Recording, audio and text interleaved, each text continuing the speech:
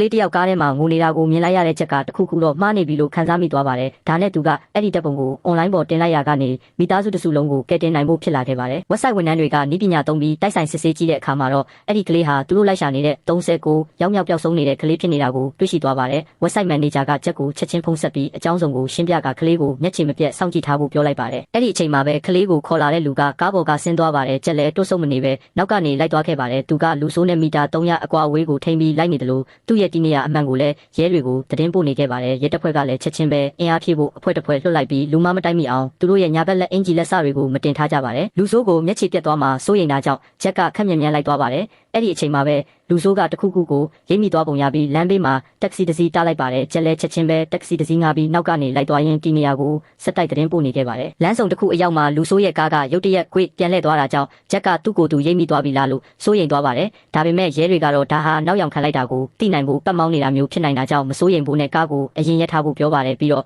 ညာဘက်မှာရှိတဲ့ကားမဲလေးကိုကြည့်ခိုင်းပြီးအဲ့ဒါဟာအရက်ဝတ်ရဲတွေဖြစ်ကြောင်းသူတို့ကိုပဲလိုက်သွားဖို့ညွှန်ကြားပါတယ်။ချက်ကကားခဏရက်ခိုင်းပြီးနောက်ထပ်တက္ကစီတစ်စီးထပ်ပြောင်းစီလိုက်ပါတယ်။မကြခင်မှာပဲလူဆိုးရဲ့ကားကမူလလန်အတိုင်းပြန်လှည့်လာတာကိုတွေ့လိုက်ရပါတယ်။ချက်ကရင်မောင်းကိုအဲ့ဒီကားနောက်ကနေအမြန်လိုက်ခိုင်းလိုက်ပါတယ်။အဲ့ဒီအချိန်မှာပဲသူ့ရဲ့အဖော်တွေရောက်လာတာကိုမြင်လိုက်ရပြီးအချင်းချင်းအချက်ပြကဆက်လိုက်ကြပါတယ်။တိတ်မကြခင်မှာပဲလူဆိုးရဲ့ကားဟာလမ်းကြားတစ်ခုတည်းကိုချိုးဝင်သွားပါတယ်။ချက်တို့အဖွဲ့အချိန်မီရောက်သွားတဲ့အခါမှာတော့အဲ့ဒီလူကကလေးကိုဟောင်းနှမ်းဆုပ်ပြက်နေတဲ့အိမ်တလုံးနဲ့ခေါ်သွားတာကိုတွေ့လိုက်ရပြီးအားလုံးထိတ်လန့်သွားကြပါတယ်။